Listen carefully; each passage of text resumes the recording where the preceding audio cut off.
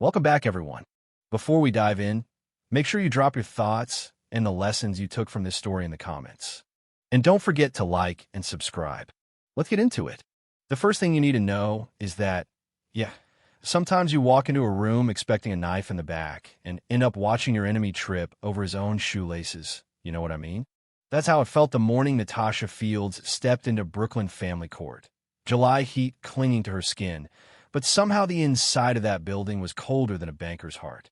She sat at the long mahogany table, hands clenched in her lap, working her thumbs over her knuckles so hard her skin turned ghostly, trying to keep it together as Robert, soon-to-be, lounged across from her like he was at some fancy club and not about to get called out in front of a judge. The guy had on his best suit, that one that always smelled like the cologne she bought him last Christmas, and he wore the way a man wears armor he thinks will make him bulletproof. Around them, life went on. People waiting on benches for their turn to spill guts in front of Judge Whitaker, a bored bailiff chewing his cheek, the whole scene humming with that weird nervous energy you only feel in courtrooms or hospital waiting rooms. But Natasha hardly noticed.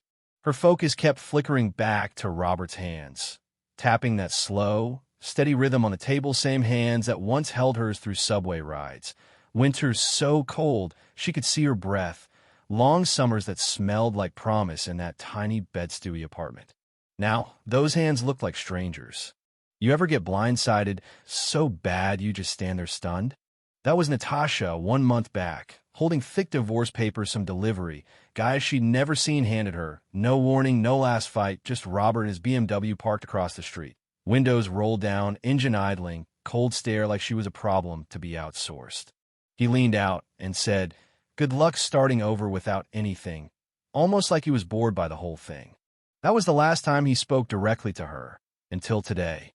So when the clerk called Fields versus Fields, Natasha kind of flinched.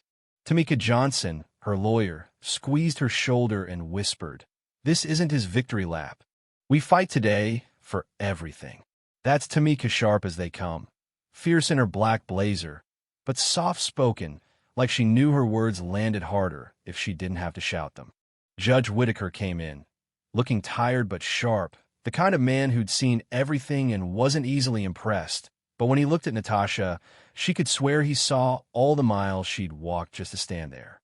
Robert's lawyer, Goodman, was already on his feet, oozing confidence. "Your Honor, we're here to finalize the dissolution of marriage between my client, Robert Fields, and the respondent, Natasha Fields. The terms are clear. There's a prenup assigning all business holdings and property to Mr. Fields. Mrs. Fields is entitled to a modest settlement."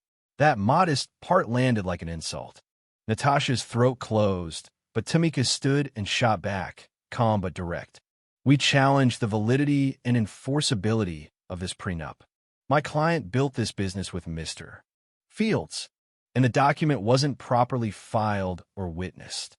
Judge Whitaker cut through the back and forth. "Let's hear testimony. Mrs. Fields, please stand." You could hear a pin drop when Natasha stood, knees wobbling, heart slamming in her chest, so hard she thought the bailiff would call a medic. She started slow, but once she got rolling, her voice came alive. "When Robert started his company, we had nothing. I worked 2, sometimes 3 jobs to pay rent. I built his website, worked with clients, managed finance. She didn't even know how to do taxes back then. When the first investor came around, I convinced them to take a chance. I gave up my own career for him. Everything we have, we built together." Goodman smirked.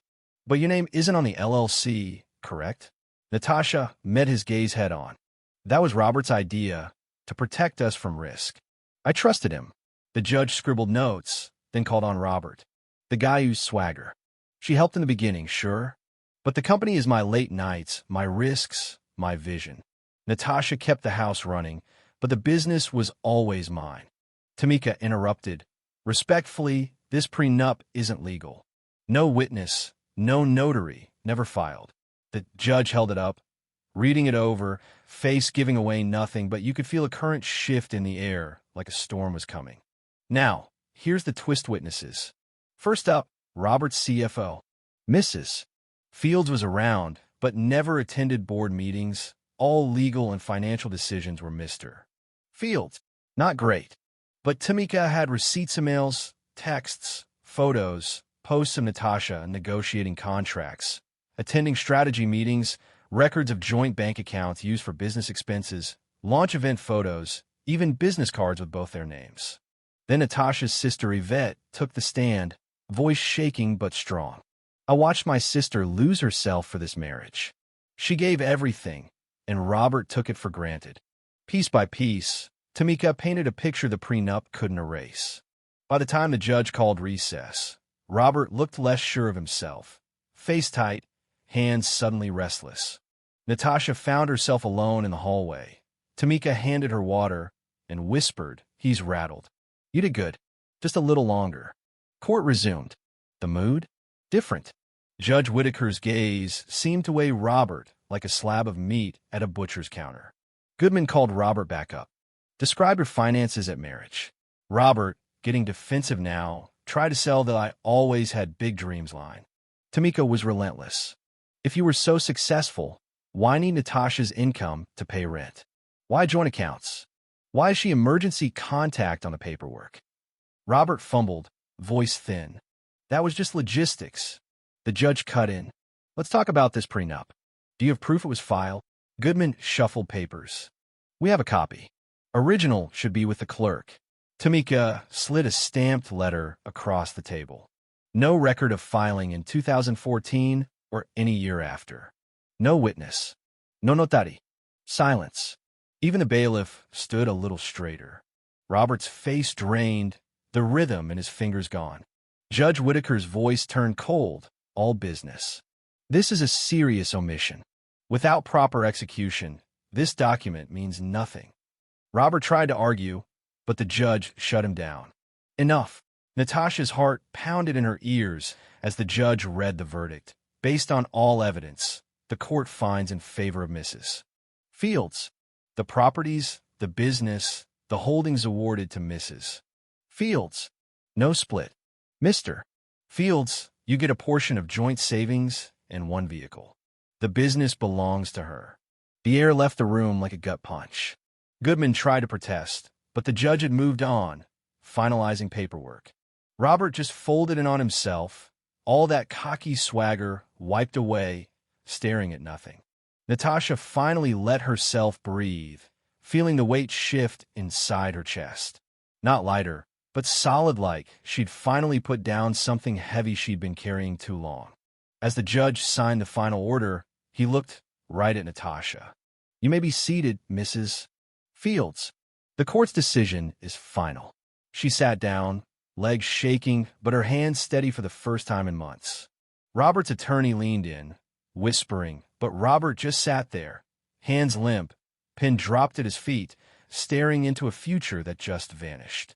People started leaving, but Natasha didn't move. She felt every eye, every silent judgment, but she didn't flinch.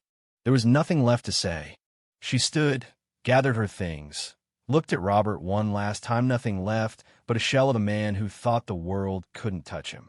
Then she walked out, the heavy door clicking shut behind her, sealing away a decade of her life and everything he thought he could take from her. So what do you think?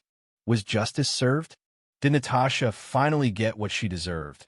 Or is there always more to the story when it comes to love and power and second chances? Drop your tape below. Let's see where everyone stands.